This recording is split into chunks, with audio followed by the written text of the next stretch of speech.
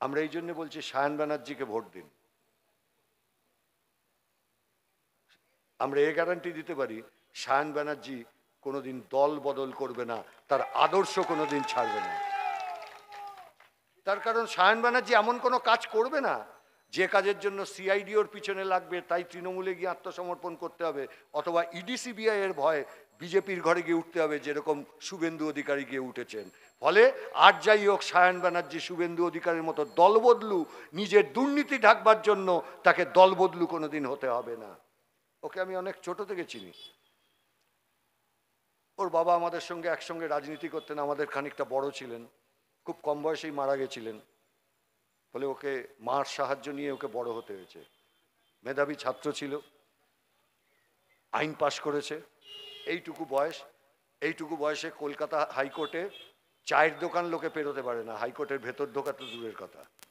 আর এই বয়সে ও কলকাতা হাইকোর্টে নিজের নাম প্রতিষ্ঠা করেছে। সব বিচারপতিরা ওকে নামে চেনে। সমস্ত যারা প্রবীণ আইনজীবী আছেন তারা ওকে নামে চেনেন। তারা বলেন, ভালো করে তুমি প্র্যাকটিস করো, তোমার আগামী দিনে তোমার কাছ থেকে হাইকোর্ট এবং সাধারণ মানুষ অনেক সাহায্য পেতে পারে। ও সাধারণ মানুষের পাশে হয়ে লড়বে। ওকে দিল্লিতে পাঠান, ও সব মানুষের কাছে সস্তায় রেশন তুলে দেওয়ার দাবিতে লড়বে। ওকে দিল্লিতে পাঠান, সব চাষির ফসলের ন্যায্য মূল্যের জন্য লড়বে।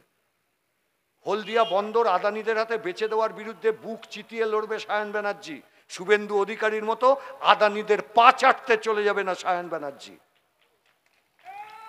হলদিয়া বন্দরের নাব্যতা বাড়ানোর জন্য লড়াই করবে সায়ন ব্যানার্জি। সারের দাম, কীটনাশকের দাম কমানোর জন্য লড়াই করবে সায়ন ব্যানার্জি। ও ভালো বক্তা, ও আগামী দিনে খুব ভালো পার্লামেন্টেরিয়ান হতে পারবে, এ বিশ্বাস আমার আছে, যেহেতু আমি নিজে 14 বছর ওখানে ছিলাম, আর ওর মতোই কম বয়সে আমি গেছিলাম। সেই জন্যই আপনাদের সকলের কাছে আবেদন, আপনারা যখন 25 তারিখ ভোটের বোতামটা টিপতে যাবেন, মনে রাখবেন ভোটের বোতামটা টেপবার সময় শুধু মনে করবেন গ্যাসের দামটা 414 থেকে 829 কে করেছে, কেরোসিনের দামটা 14 থেকে 89 কে করেছে, পেট্রোল ডিজেলের দামটা দ্বিগুণ কে বাড়িয়েছে, এই রাজ্যে চালের দাম 13 টাকা থেকে 65 টাকায় কে নিয়ে গেছে, আপনার সন্তানের চাকরি কে বিক্রি করে ঘুষের টাকা খেয়েছে, হলদিয়া শিল্পনগরীকে মৃত নগরীর দিকে ঠেলে দিচ্ছে কারা। ভোটের বোতাম টেপবার সময়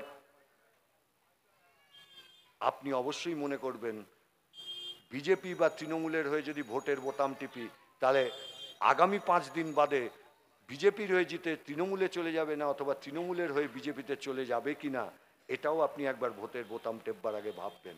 আমরা বলছি সায়ন ব্যানার্জির হয়ে বোতামটা টিপুন, এসব ভাবনা আপনার নেই।